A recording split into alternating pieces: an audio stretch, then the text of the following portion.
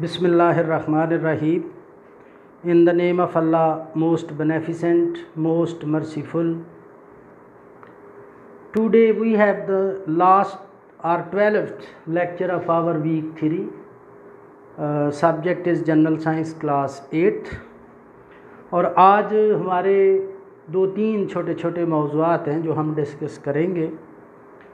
First is heredity. Second is what is the material of inheritance.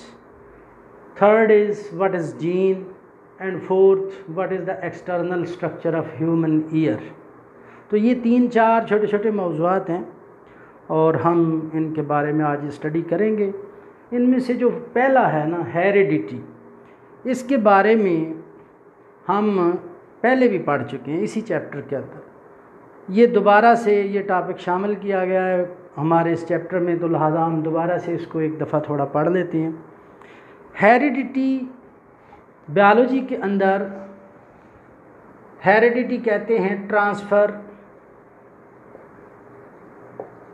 Of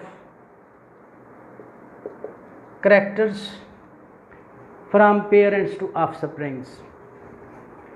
तो वालिदैन से बच्चों के अंदर करैक्टर्स के आने को हेरिडिटी कहते हैं.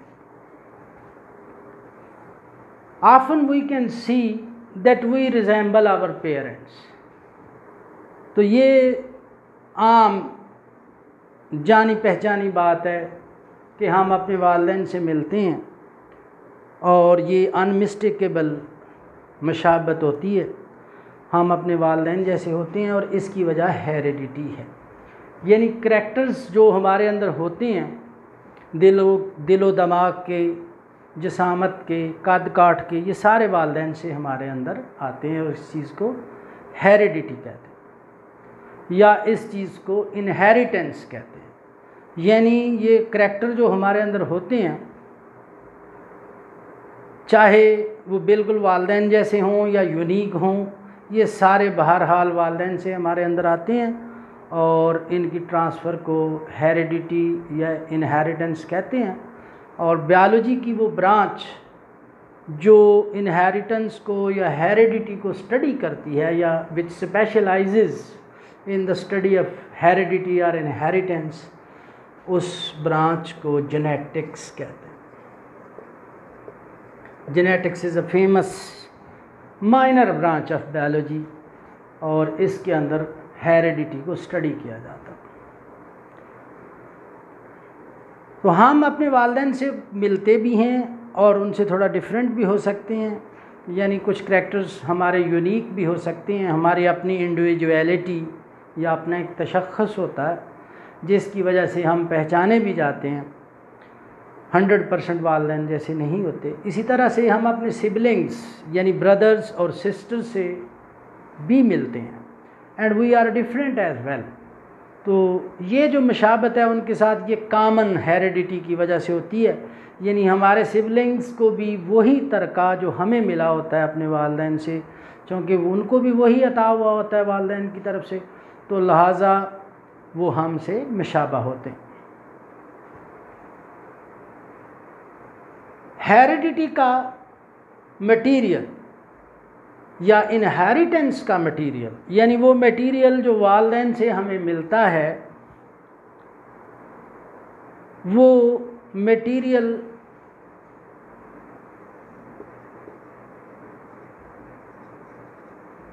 क्रोमोसोम कहलाता.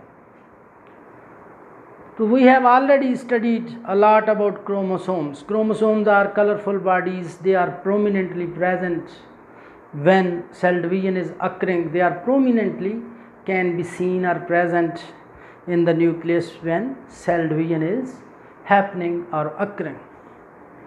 तो क्रोमोसोम जो है ना, ये हैं material of inheritance.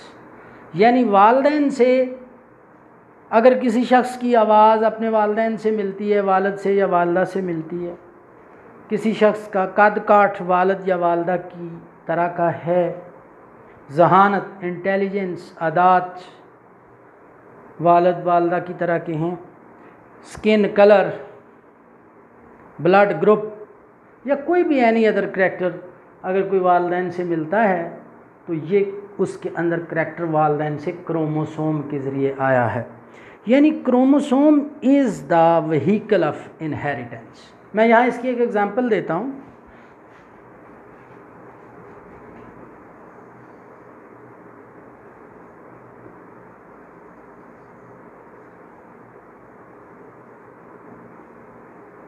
Human father के हर सेल के अंदर 46 क्रोमोसोम होते हैं न्यूक्लियस के अंदर,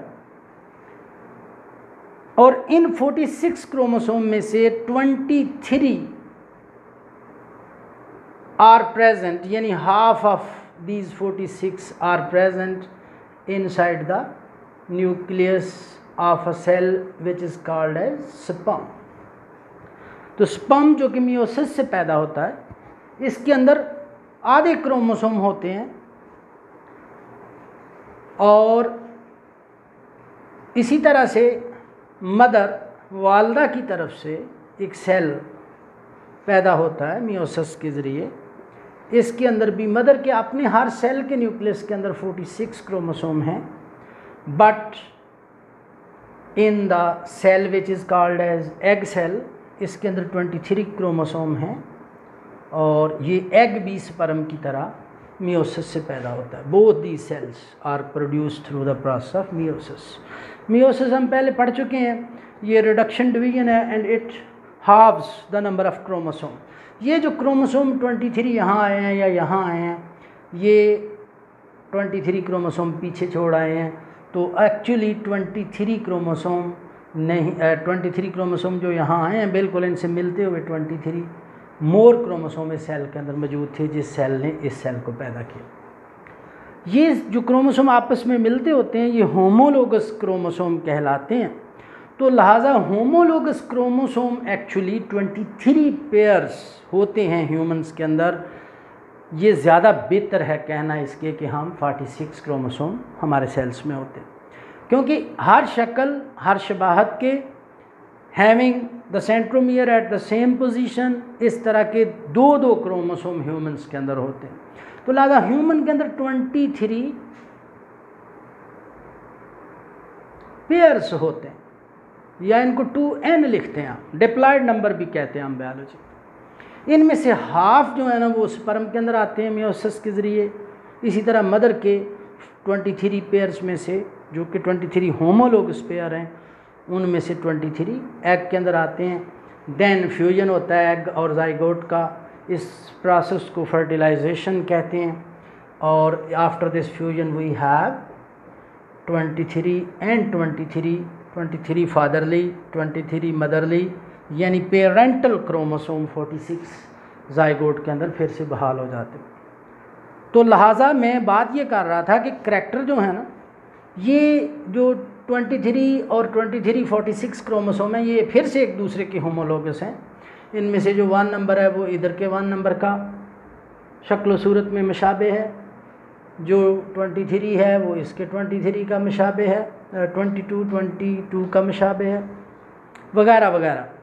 बहरहाल ये क्रोमोसोम जो है ना, ये हैं मटीरियल ऑफ इनहेरिटेंस या व्हीकल ऑफ हेरिडिटी। ये वो चीज़ें हैं जो करैक्टर्स को वालदैन से लेके इस सेल के अंदर आ गए हैं। This cell is called as zygote in the language of biology, and then this cell undergoes mitosis and it generates trillions of cell having all these cells having 46 chromosome inside their nuclei। और यूँ ये जो cell है बन रहे हैं ना, या ये जो इंडिविजुअल पैदा हो रहा है, इसके अंदर जो हेरिडिटी आ रही है वो सारी वालदैन से क्रोमोसोम लेके आ रहे हैं। क्रोमोसोम वेरी करते हैं इंडिविजुअल टू अपना डिफरेंट स्पीशीज़ के अंदर।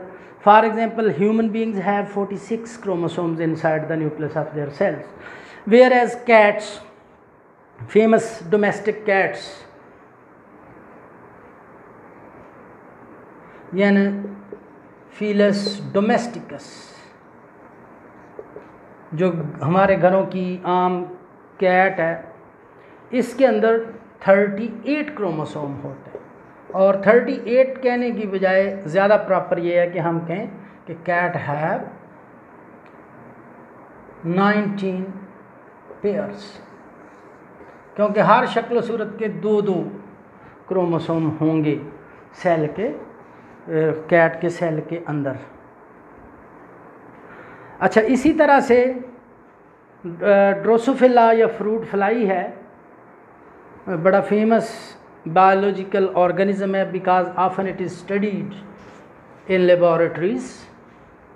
तो ड्रोसोफिला के अंदर हर सेल में 8 क्रोमोसोम है, या इससे बेहतर वर्ड ये है कि हम कहें कि 4 पेयर्स हैं, क्योंकि ये भी होमोलोगस क्रोमोसोम के दो पेयर होंगे एक्चुअली। इसी तरह से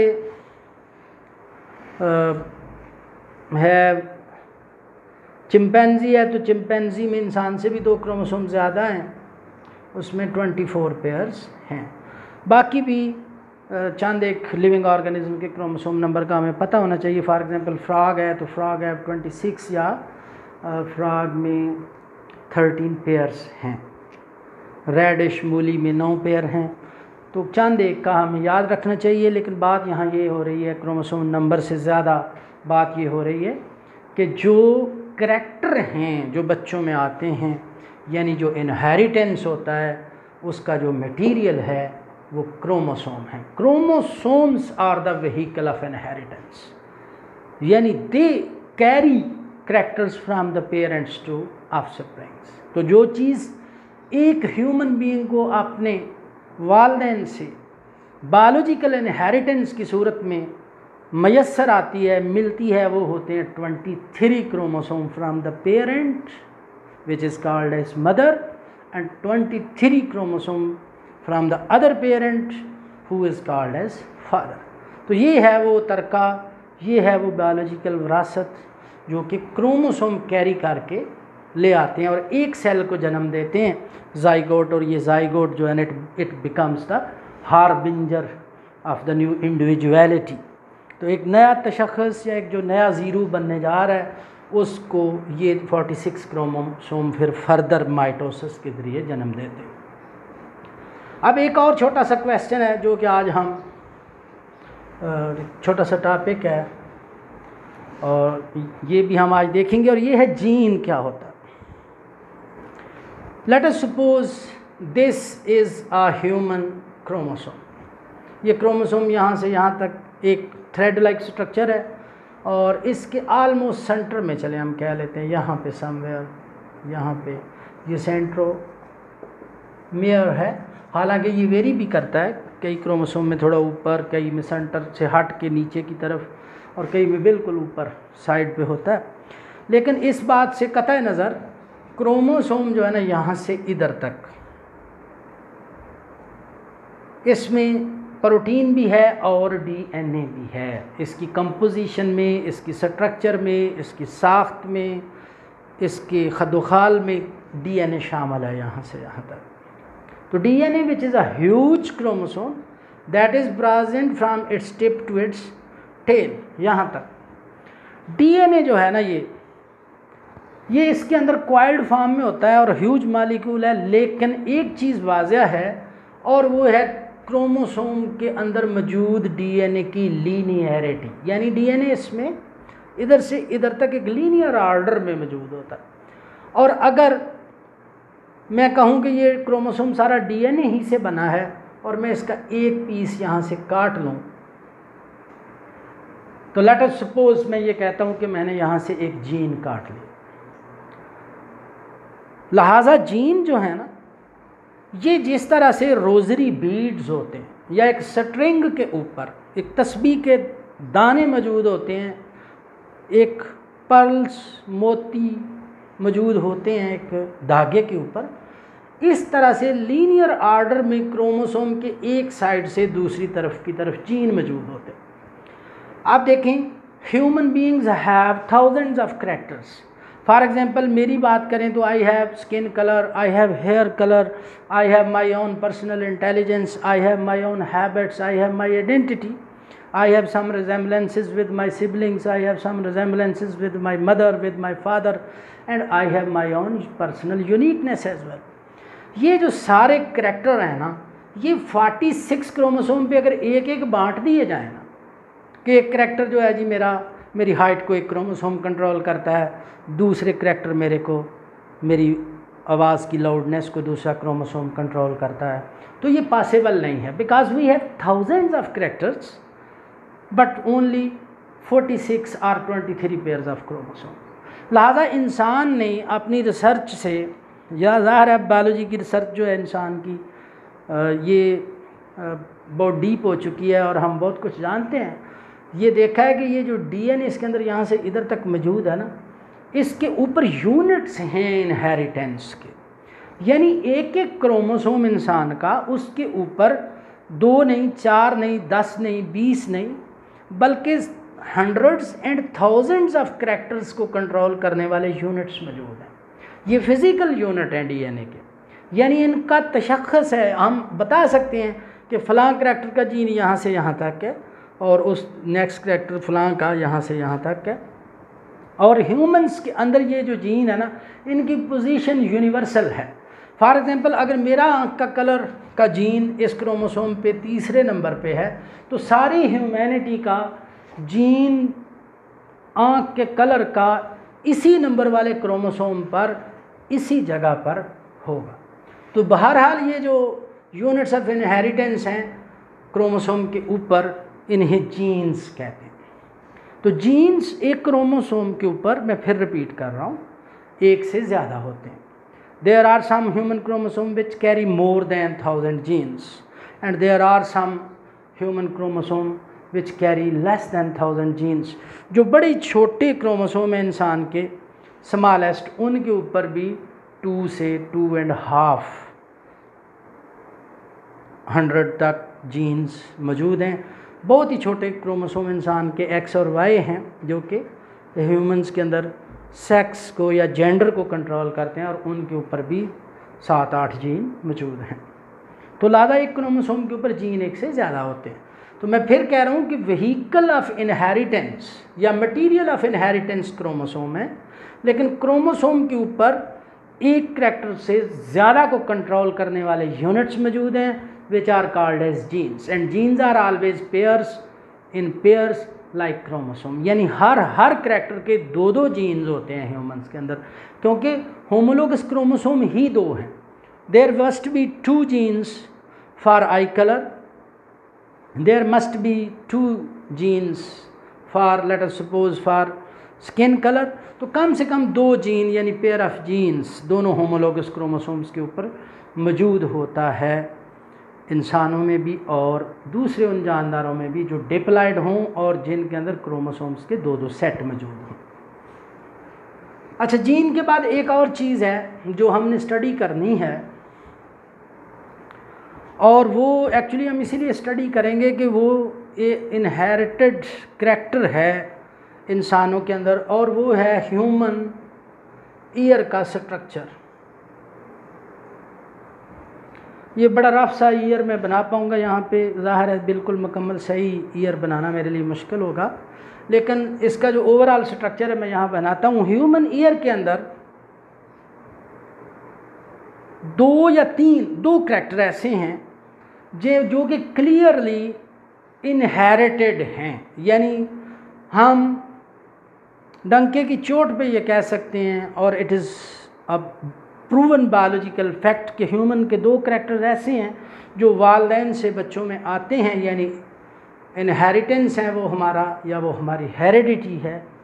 और वो 2 करैक्टर हैं, एक है year lobe,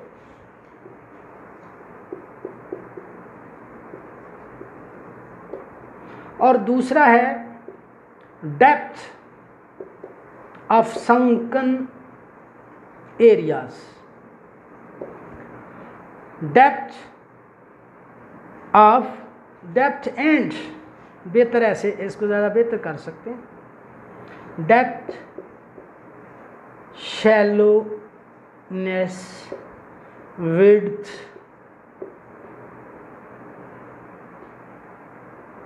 and narrowness of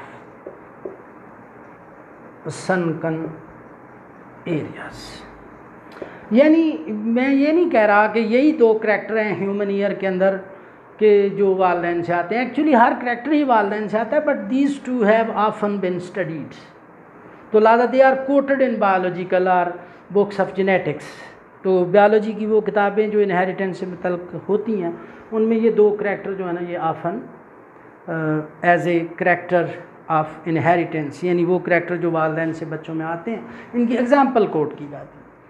ear lobe से मुराद ये ईयर का ये पार्ट है। Some human beings have their ear lobes which are called as free, for example as is my ear lobe, and some human being have their ear lobe which is connected, तो लादा they do not have free ear lobe. तो दो तरह का ear lobe हो सकता है ये, यानी फ्री और नॉन फ्री, और ये एक इनहेरिटेड करैक्टर है और ये वालदैन से बच्चों में आता है। इसी तरह से एक और करैक्टर है कि ईयर के सनकन एरियाज जो हैं उनकी डेप्थ, उनकी शैलोनेस या उनकी विड्थ और उनकी नैरोनेस, ये भी एक इनहेरिटेड करैक्टर है। इंसान का ईयर जिस जगह, ये जो हमारी एक्सटर्नल ईयर की एक्चुअली यहाँ बात हो रही है, I have try to draw sketch of external ear. ये जो ईयर है इसे पिन्ना ईयर आरिकल या आम ज़बान में एक्सटर्नल ईयर या ईयर फ्लैप कहते हैं। तो कान का वो हिस्सा जो बिल्कुल वाज़ा नज़र आता है, ये पिन्ना कहलाता है, आरिकल कहलाता है, एक्सटर्नल ईयर कहलाता है। और इसकी जो सनकन एरियाज़ हैं ना, यहाँ पे ये एरिया जो कान का हैं, मैं कुछ कुछ यहाँ पे लेबल लगाता हूँ। इंसान के ईयर का ये जो हिस्सा है ना, इसको बायोलॉजी में हैलेक्स कहते हैं। और ये जो जहाँ से मेटियस या ईयर कैनाल शुरू हो रही है, जहाँ मैंने अपना फिंगर रखा हुआ है इस वक्त, इसके सामने एक लोब है, ये दिस वन, इसको ट्रैगस कहते हैं। और फिर इस कैनाल के पीछे की जानब यहाँ पे एक और लोब है छोटा सा, which is called as antitragus. यहाँ पे एक ट्राइंगुलर एरिया है इस जगह, और this is called as triangular fossa.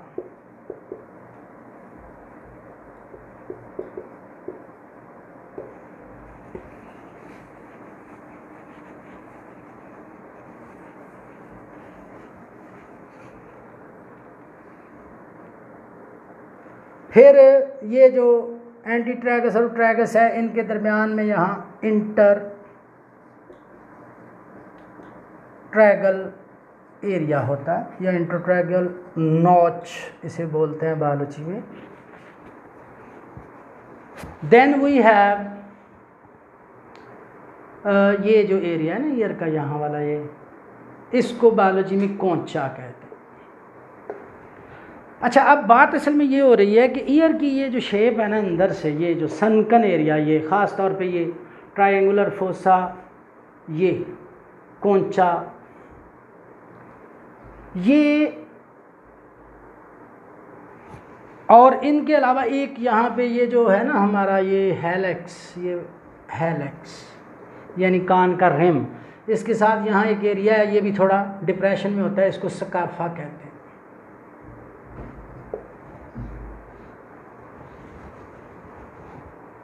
स्काफा का बायोलॉजी में मतलब होता है सनकन एरिया। ट्राइंगुलर फोसा, तो फोसा डिप्रेशन को या पिट को कहते हैं, ये इसकी शक्ल भी ट्राइंगल जैसी है। इसी तरह से ये जो ट्रैगस है, ट्रैगस असल में ये जो एयर का टफ्ट है ना यहाँ पे, तो गोट को या बकरी को, कई बकरियाँ ऐसी होती हैं जिनकी छोटी सी बियर्ड होती है, तो उससे ये लफ्ज़ बन गया ट्रैगस। ग्रीक लैंग्वेज में बकरी को कहते हैं। तो बकरी की दाढ़ी जैसा बालों का एक टफ्ट है यहाँ पे, और इस टफ्ट की वजह से इसको ट्रैगस और इधर वाले एरिया को एंटी ट्रैगस कहते हैं। बहरहाल बात ये, चंद आखिरी बातें रह गई हैं मेरी। मैं ये बात कर रहा हूँ कि ये जो कोंचा है, स्काफा है, और इसके अलावा ये कोंचा, स्काफा और ट्रायंगुलर फोसा, ये सनकन एरियाज़ कहलाते हैं, क्योंकि सकाफा का मतलब भी पेट है। ये सारे एरियाज़ जो है ना, कई लोगों में वाइड होते हैं, कई लोगों में नैरो होते हैं, कई लोगों में ये ज़्यादा लंबे होते हैं और कई लोगों में छोटे होते हैं। ये सारी चीज़ें जो है ना, ये इन सनकन एरियाज़ की जो डेप्थ है ये it varies, and often it is seen that it varies according to